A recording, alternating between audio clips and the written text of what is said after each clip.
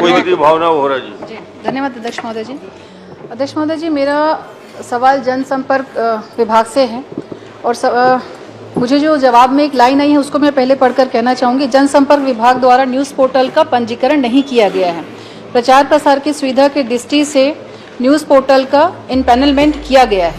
तो महोदय जी, पहला ये सवाल मेरा यही है कि जो पंजीकृत अगर नहीं किया गया है तो इसको इनपैनल करने के लिए क्या मापदंड इसके तय किए गए हैं जनसंपर्क विभाग के द्वारा? एक बार रिपीट करिए प्लीज। सवाल के जवाब में आया है, जनसंपर्क विभाग द्वारा न्यूज़ पोर्टल का पंजीकरण नहीं किया जाता। प्रचार प्रसार की सुविधा की दृष्टि से न्यूज़ पोर्टल का इनपैनलमेंट किया जाता है, तो इसका इनपैनल करने का क्राइटेरिया क्या है? माननीय अध्यक्ष महोदय, ये इनपैनलमेंट करने के लिए एक विस्तृत इसकी गाइडलाइन है और इसमें टेंडर भी निकाले जाते हैं और उसके आधार पर इनपैनलमेंट किया जाता है और उसके पूरे सर्कुलर विस्तार से है। बोलेंगे तो मैं माननीय सदस्य को उसको उपलब्ध भी करा दूंगा। महोदय जी, 243 पोर्टल को इनपैनल किया गया, तो क्या 243 टेंडर निकाले गए हैं इसमें? 243 जो हैं इनपैनल किए गए हैं, पंजीकृत नहीं हुआ है लेकिन विभाग से 243 इनपैनल किए गए हैं, तो क्या 243 टेंडर निकाला गया है इसमें?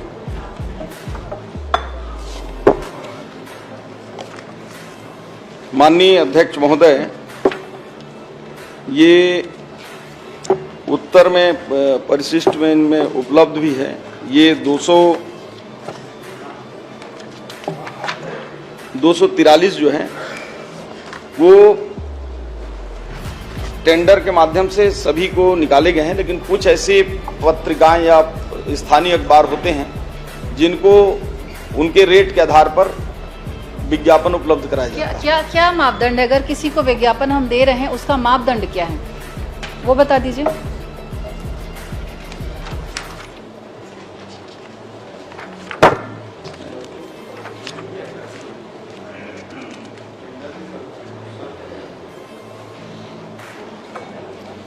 जो मेन आधार मापदंड होता है माननीय अध्यक्ष महोदय, जो इनपैनलमेंट हैं उनके यूजर्स की संख्या और रीच के आधार पर संचालनालय स्तर पर अधिकतम 50,000 रुपए तक का मासिक विज्ञापन स्वीकृत किया जाता है कि उनकी पॉपुलैरिटी कितना है, कितने लोग देख रहे हैं। चलिए ठीक, अच्छा जवाब।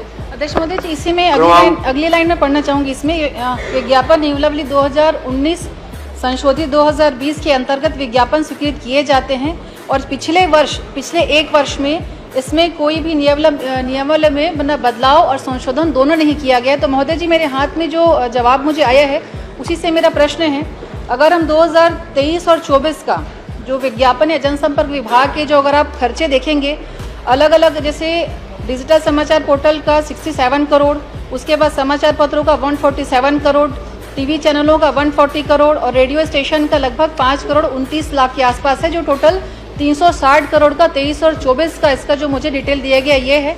और वहीं अगर 24 और 25 की हम बात करें, क्योंकि कोई बदलाव नहीं हुआ था, संशोधन नहीं हुआ है, तो 24-25 का जो आउटकम जो आता है जो टोटल तो 134 करोड़ है। तो महोदय जी, ये जो अंतर है 2023-24 का 360 करोड़ और 24-25 का 134 करोड़, तो इन दोनों में विसंगतियां क्यों हैं? क्या इसकी जांच होगी? क्या इसका ऑडिट होगा कि किस आधार पे ये विज्ञापन जो है, क्योंकि एक वर्ष जहां 136 है वहीं 23-24 में इसका डबल से भी ज्यादा है, तो क्या कारण है? और क्या अगर इसमें कोई विसंगति दिख रही है तो क्या इसकी जांच होगी क्या?